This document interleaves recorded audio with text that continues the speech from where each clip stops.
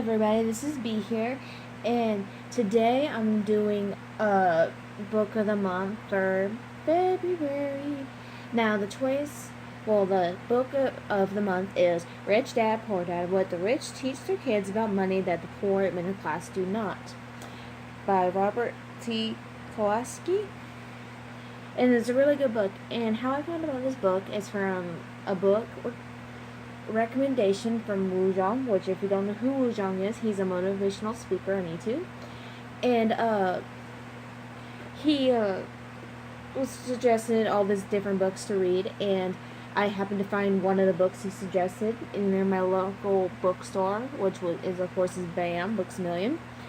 And I usually don't go into reading like financial stuff because one, a lot of times I can't understand the heck out of it, and two, to me it's a little flat, it's a little boring. But when I read this, I just loved how it was written. I loved how it was delivered, and the chapters were pretty on point. It even has like written like diagrams. Let me see. Like it goes on and on and on. And also it like made me think of a different way to think about income, money, and what is liabilities and assets. And one of the things he always talks about is what we think is assets is actually liabilities. And a lot of the stuff why he listed what was actually a liability and an asset made complete sense. Like he said, like a lot of the times we think asset is a house and so forth, and a lot of times it's more of a liability, especially of course if you got a mortgage and everything else, and if you lose everything, you lose your house. But he also goes into how he started with him and his wife started the retail, and how sometimes when you invest it can either work for you or against you. And he says sometimes in investments you got to take risk, and that the greatest risk come out with the best outcomes. Now once in a while he says that you lose money and so forth, it happens. He says that's part of the economy. And he also talks about different taxes and how to either pay them or how to not pay them. It goes on and so forth. There's a lot to this book. Actually, I can't give you all the inside out because it's one of those you have to read. He also talks about he's not precisely downing college learning, but he says that it's also beneficial. It can also be beneficial, but you don't always need, a diploma from college. He says a lot of times especially because investing, if you got money and common sense, you're golden.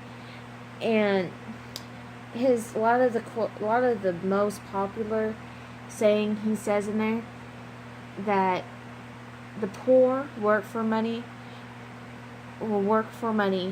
but the rich has money working for them. Like basically, the rich don't work for the money comes to them, and the poor, they work for the money and still get little benefits.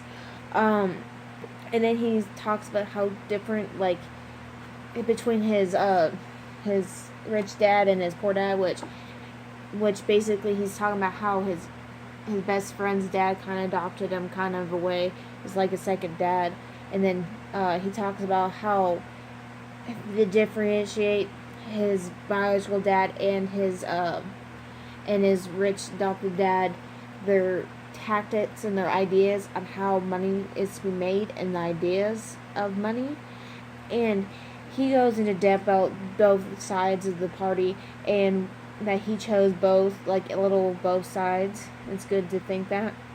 And then he talks about minding your own business, which means that you stick to your business and mind your business and keep an eye on it and work on investments and stuff like that, and don't mind anything else, which is good. But let me see if I can get a little Here it is. Here's a little top part of the quote on his book. It says, "Mind your own business." It says, "The rich focus on their asset columns while everyone else focuses on their income statements." I'll read a little bit to you. In 1974, Ray Kroc, the founder of McDonald's, was asked to speak to the MBA class at the University of Texas at Austin. A friend of mine was a student in that MBA class. After a powerful, inspiring talk, the class adjourned, and the students asked Ray if he would join them at their favorite hangout to have a few beers. Ray graciously accepted. "What business am I in?" Ray asked. Once the group had all their beers in hand, everyone laughed, my friend said. Most of the MBA students thought Ray was fooling around. No one answered, so Ray asked again, "What business do you think I am?" The students laughed again, and finally one brave soul yelled out, "Ray, who in the world doesn't know that you're in the hamburger business?" Ray chuckled. "That's what I thought you would say." He paused and quickly added, "Ladies and gentlemen, I'm not in the burger business. My business is real estate." So, that's a little bit of the thing. And it goes on that, about how, like if you work for money, you get less to you because not only are you going money towards your employer, but also you have bills and all that stuff. And he talks about how if he pays for his bills last, he has more money.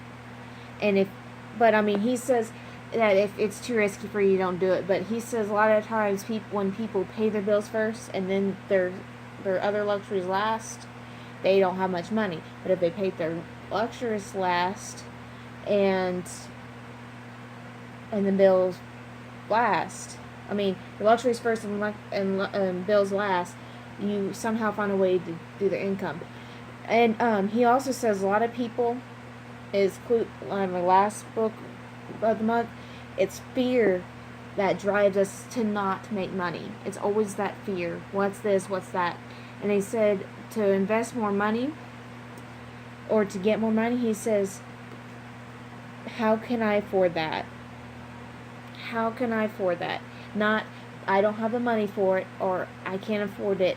How can I afford it? He says, when you say how can I afford it, it not only makes your brain start thinking, it makes you find a solution to bring more income. He says, because he talks a lot about his childhood, how he worked for money and stuff like that, and found innovative ways to make money. But he said, the more you think and put your creative thought to it and do it, the more income you make. So basically, he's saying a bunch of stuff that could beneficially help people get to investing.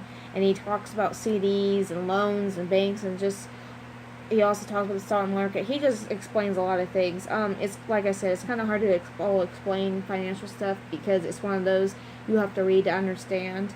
It is very, very, very easy. And then he also talks about this game that him and his wife developed, that you can order online, and it's like a board game, and you can get a kid's version or adult version, but that's on his site, and which is www.richdad.com, which I will put the site in the description box. But overall, it's very, very, very, very good. What else can I say about this book?